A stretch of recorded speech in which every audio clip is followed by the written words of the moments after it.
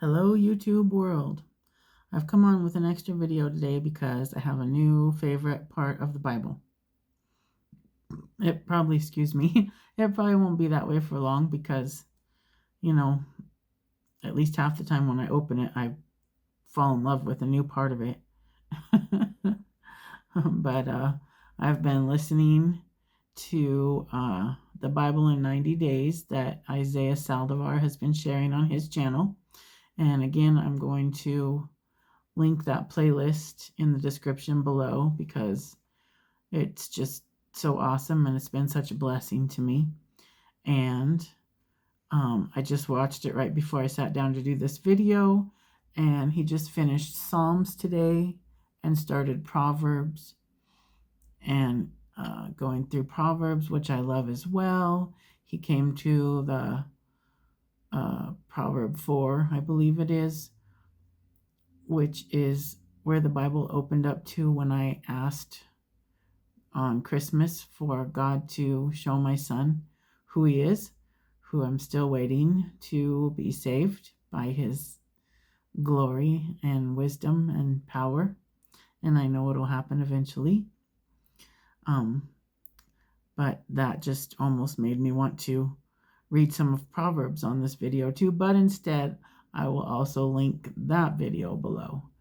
The video where I read a portion of Proverbs when I asked God to show him asked God to show my son who he was. Sorry, I'm a little tired. My eyes look kind of red. I worked an overnight last night, worked at my lifeguard job, and I'm just getting ready to lay down and get some sleep before I go into work tonight after I do this. And I wanted to listen to Isaiah while he was live, so I've been pushing myself to stay awake a little longer. So the part of Job that I really want to read, did I already say that was my new favorite part, is Job, when the Lord responds to Job. But just to set it up a little bit before I read that section, for those of you that don't know the story of Job, I would suggest that you read it. J-O-B, Job, in the Old Testament. Satan comes to God and basically challenges God that if Job wasn't protected by God and his blessings and a protective hedge that he has around him, he would surely curse him. So, for whatever reason, only God knows, he allowed Satan to take power over everything that Job had in his life, family, possessions, all of it. Just told him that he couldn't touch Job. When Satan took everything away from Job and that still didn't work, he challenged God again. Well, surely, if I could, affect his health, then he would curse you. So God said, okay, do what you wish, just don't kill him. So he afflicted him with a bunch of boils, and eventually Job cried out, not in anger necessarily, but, of course he was thinking, what on earth is happening and why? I am a good person. Why is this happening to me? Why is God doing this to me? And I also think it says something that when God did answer him, he didn't expose the fact that it was Satan that was doing these things to him, not God. He didn't snitch, throw Satan under the bus, or lay the blame where it belonged, at the feet of Satan, because God knows who he is and knows who we are in him. And it is up to us whether or not we want to have faith and trust in God and seek him with all of our hearts, all of our souls, and all of our might. And so, yeah, that's why he answered Job the way that he did. So in the beginning, Not the beginning, but in the beginning of Job. This is from chapter 1, verses 6 through a few here I'll read. One day the angels came to present themselves before the Lord, and Satan also came with them. The Lord said to Satan, "Where have you come from?" Satan answered the Lord, "From roaming throughout the earth, going back and forth on it." And for those of you who don't know, God can be everywhere all at once. With all of us, he's all-knowing, all-loving, all-present. He can be everywhere. Satan, however, cannot. His minions can be sent out all over and torment us and harass us and oppress us and do all kinds of evil things to us. But Satan himself can only be in one place at one time. Okay, so then the Lord said to Satan, "Have you considered my servant Job?" Now, why that was God's answer, again, to Satan when he said he came from roaming throughout the earth, going back and forth on it, I don't know. I don't know why all of a sudden, I guess God knew what he was thinking. And what he actually said is only part of it. I can only assume, but I don't know. But the Lord said to Satan, "Have you considered my servant Job? There is no one on earth like him. He is blameless and upright, a man who fears God and shuns evil." "Does Job fear God for nothing?" Satan replied. "Have you not put a hedge around him and his household and everything he has? Have you blessed the work of his hands so that his flocks and herds are spread throughout the land? But now stretch out your hand and strike everything he has, and he will surely curse you to your face." Satan sound a little jealous. Sound like he's doing some coveting. The Lord said to Satan, "Very well, then take everything he has in your power, but on the man himself do not lay a finger." Then Satan went out from the presence of the Lord. So Job's entire family is killed except for his wife. All of his animals, all of his he loses everything. And then, like I said, even as Satan's finally even able to afflict him with illnesses, with boils from head to toe. So this is from chapter 23. And Job's friends are his wife's trying to tell him just to curse the Lord. His friends are trying to tell him, "You must have sinned because that's why this is happening to you." Everybody believes this is all coming from God. Even Job believes it's coming from God. But he never does curse the Lord. And in the end, I won't read that far, but in the end, he's blessed with 7 times more than he had before. I mean, he still lost his family. He got a new family, but the phone's ringing. See, that's Satan. He just does this stuff. Trying to distract me from exposing his darkness. It's not going to work. All right, I'm just going to read part of Job 23. He's replying to his friends. Then Job replied, "Even today my complaint is bitter. His hand is heavy in spite of my groaning. If only I knew where to find him. If only I could go to his dwelling, I would state my case before him and fill my mouth with arguments. I would find out what he would answer me and consider what he would say to me." And he wonders about how that would look. So now we go to Job 38. The title is "The Lord Speaks." Then the Lord spoke to Job out of the storm. He said, "Who is this that obscures my plans with words without knowledge? Brace yourself like a man, and I will question you, and you shall answer me. I mean, does that just make you think, oh, what a mighty, awesome God? And just, I mean, I feel sorry for Job and everything, but oh man, my heart is just on fire with love for our God. He's just, oh God. Where were you when I laid the earth's foundation? Tell me if you understand. Who marked off its dimensions? Surely you know. Who stretched a measuring line across it? On what were its footings set? Or who laid its cornerstone? Well, the morning stars sang together, and all the angels shouted for joy. Who shut up the sea behind doors when it burst forth from the womb? He's just so poetic, too, and so well spoken and just awesome.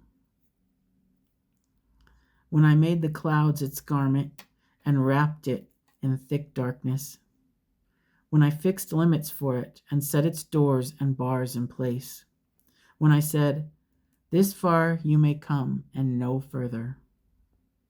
Here's where your proud waves halt.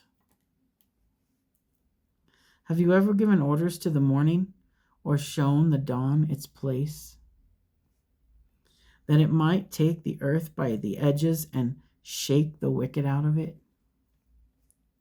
The earth takes shape like clay under a seal. Its features stand out like those of a garment. The wicked are denied their light, and their upraised arm is broken. Maybe that is him kind of giving Satan some blame. Not necessarily for Job's specific situation, but just overall. Have you journeyed to the springs of the sea or walked in the recesses of the deep? Have the gates of death been shown to you? Have you seen the gates of the deepest darkness? Have you comprehended the vast expanses of the earth? Tell me if you know all this. I was going to stop there, but I think I'm just going to keep reading for a little while. Because, oh my heart. What is the way to the abode of light, and where does darkness reside? Can you take them to their places? Do you know the paths to their dwellings? Surely you know, for you were already born. You have lived so many years. God's being a sarcastic smart aleck right there. Get that? You have entered the storehouses of the snow. Sorry. Have you entered the storehouses of the snow, or seen the storehouses of the hail, which I reserve for times of trouble, for days of war and battle? What is the way to the place where the lightning is dispersed, or the place where the east winds are scattered over the earth? Who cuts a channel for the torrents of rain, and a path for the thunderstorm? Well, I was going to read, because I was going to read all the way to Job's reply. Excuse me. Itchy nose.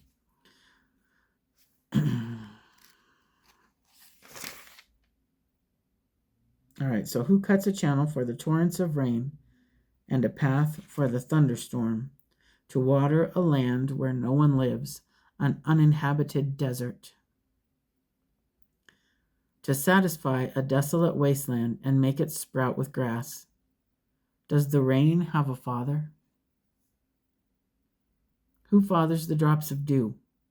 From whose womb comes the ice? Who gives birth to the frost from the heavens, when the waters become hard as stone, when the surface of the deep is frozen? Can you bind the chains of the... Oh, I should have looked this up. I don't know what this is. Pleiades, Pleiades, and that's a capital P. What is that? Can you loosen Orion's belt? Can you bring forth the constellations in their seasons?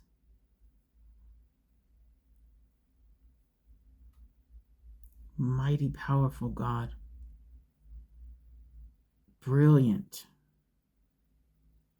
Oh, glorious. Or lead out the bear with its cubs? Do you know the laws of the heavens? Can you set up God's dominion over the earth? Can you raise your voice to the clouds and cover yourself with a flood of water? Do you send the lightning bolts on their way? Do they report to you? Here we are. Who gives the ibis wisdom, or gives the rooster understanding? Who has the wisdom to count the clouds? Who can tip over the water jars of the heavens? When the dust becomes hard and the clots of earth stick together. Do you hunt the prey for the lioness and satisfy the hunger of the lions? When they crouch in their dens or lie in wait in a thicket? Who provides food for the raven when its young cry out to God and wander about for lack of food? Do you know when the mountain goats give birth? Do you watch when the doe bears her fawn? Do you count the mouths till they bear? Not mouths. Do you count the months till they bear? Do you know the time they give birth? They crouch down and bring forth their young. Their labor pains are ended. Their young thrive and grow strong in the wilds. They leave and do not return. Who let the wild donkey go free? Who untied its ropes? I gave it the wasteland as its home, the salt flats as its habitat. It laughs at the commotion in the town. It does not hear a driver's shout. It ranges the hills for its pasture and searches for any green thing. Will the wild ox consent to serve you? Will it stay by your manger at night? Can you hold it to the furrow with a harness? Will it till the valleys behind you? Will you rely on it for its great strength? Will you leave your heavy work to it? Can you trust it to haul in your grain and bring it to your threshing floor? The wings of the ostrich flap joyfully, though they cannot compare with the wings and feathers of the stork. She lays her eggs on the ground and lets them warm in the sand, unmindful that a foot may crush them, that some wild animal may trample them. She treats her young harshly as if they were not hers. She cares not that her labor was in vain. For God did not endow her with wisdom, or give her a share of good sense. Yet when she spreads her feathers to run, she laughs at horse and rider. Do you give the horse its strength, or clothe its neck with a flowing mane? Do you make it leap like a locust, striking terror with its proud snorting? It paws fiercely, rejoicing in its strength, and charges into the fray. It laughs at fear, afraid of nothing. It does not shy away from the sword. The quiver rattles against its side, along with the flashing spear and lance. In frenzied excitement, it eats up the ground. It cannot stand still when the trumpet sounds. At the blast of the trumpet, it snorts, ah, ah, like a horse. I don't know. It snatches the scent of battle from afar, catches the scent of battle from afar, the shout of the commanders and the battle cry. Does the hawk take flight by your wisdom and spread its wings toward the south? Does the eagle soar at your command and build its nest on high? It dwells on a cliff and stays there at night. A rocky crag is its stronghold. From there it looks for food. Its eyes detect it from afar. Its young ones feast on blood, and where the slain are, there it is. Chapter 40. The Lord said to Job, will the one who contends with the Almighty correct him? Brace yourself like a man. Let him who accuses God answer him.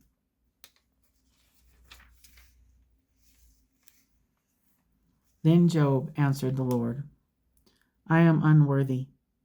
How can I reply to you? I put my hand over my mouth. I spoke once, but I have no answer, twice, but I will say no more. Then the Lord spoke to Job out of the storm.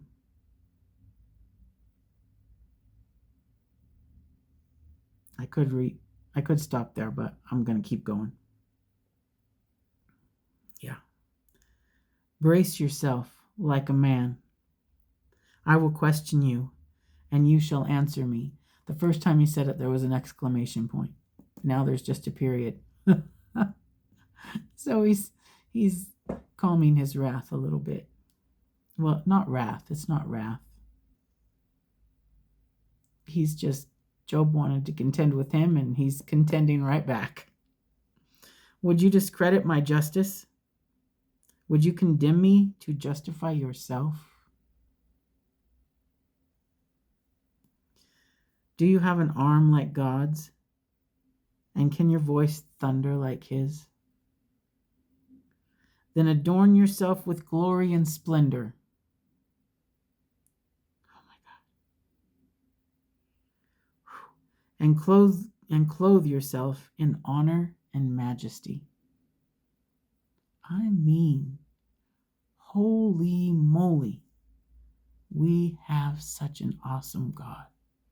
Shout out to any agnostics, atheists, or anyone who wants to try to say that there's no God. Answer him. Brace yourselves and answer him if you can. Whew.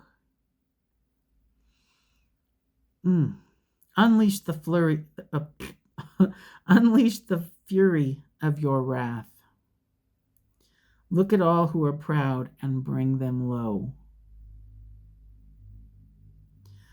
Oh my God. Look at all who are proud and humble them.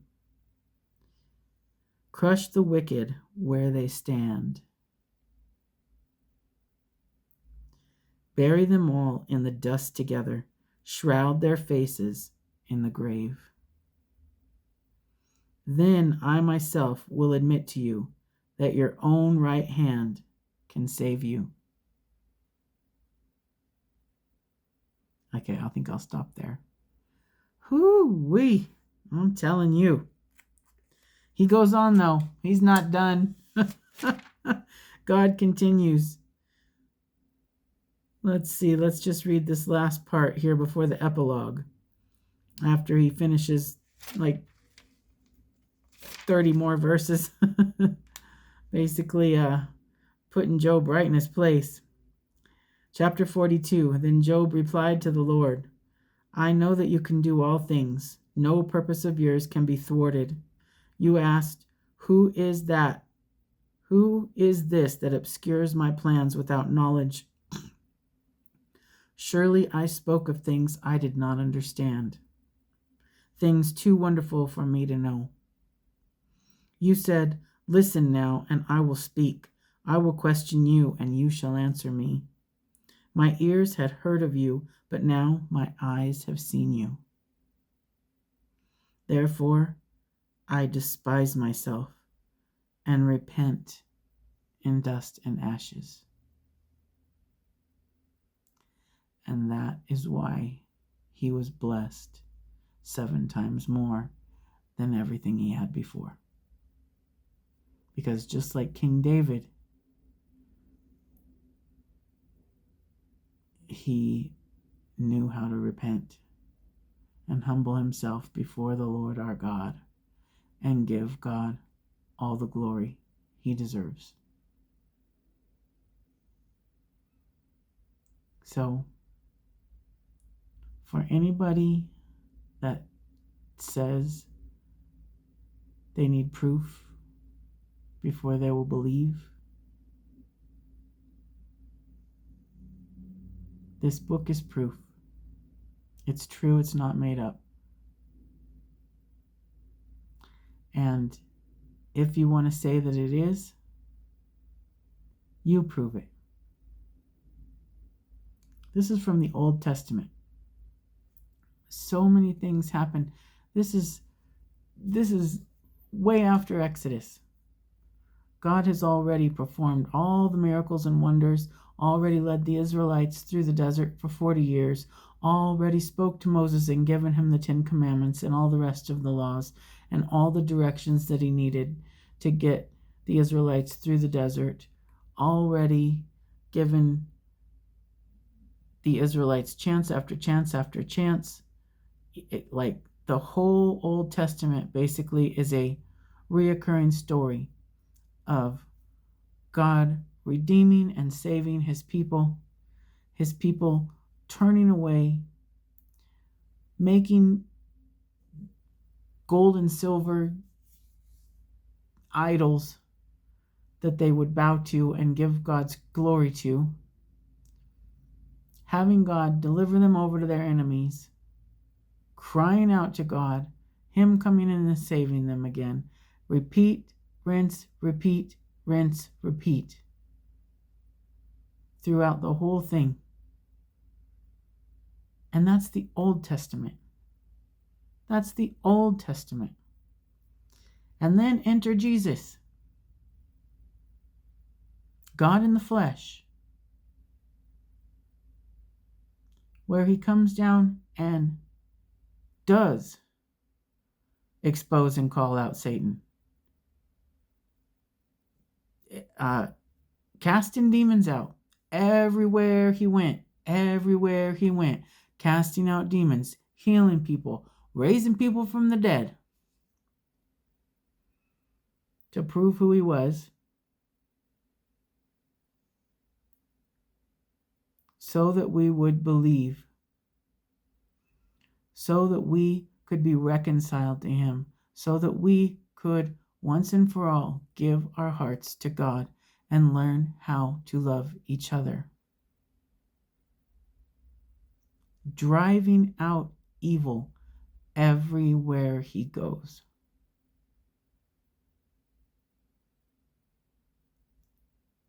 And then willingly going to the cross to take the wrath of God and put all of our sinful pride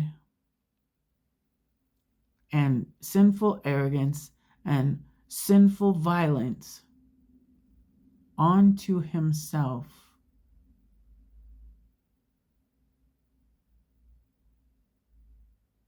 in order to save our lives and reconcile us to him.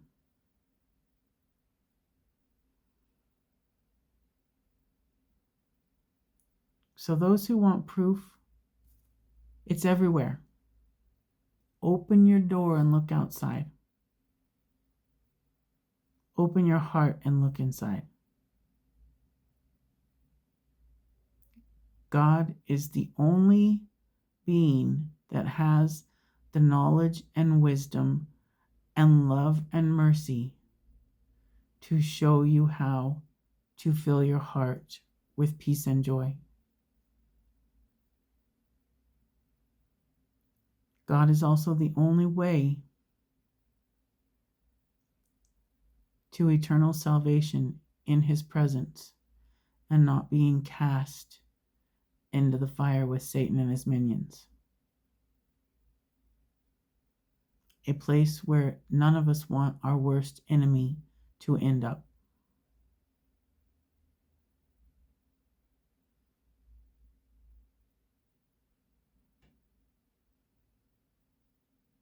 There's a bunch of other things going through my head, but let me just wrap this up. I'm going to say the Lord's Prayer. Again, I'm going to link below the playlist for Isaiah Saldivar's channel, his Bible in 90 Days. I'm going to link below the short video when I opened up the Bible on Christmas after asking God to show my son who he was. Please, everybody, help me pray for both of my sons and their dad, my ex-husband, that they will come to know God and that their lives can be saved. I'd appreciate that. Our Father who art in heaven, hallowed be your name. Your kingdom come, your will be done, on earth as it is in heaven. Give us this day our daily bread, and forgive us our trespasses, as we forgive those who trespass against us. And lead us not into temptation, but deliver us from evil. For thine is the kingdom, and the power, and the glory, forever and ever. Amen. Love God and love each other.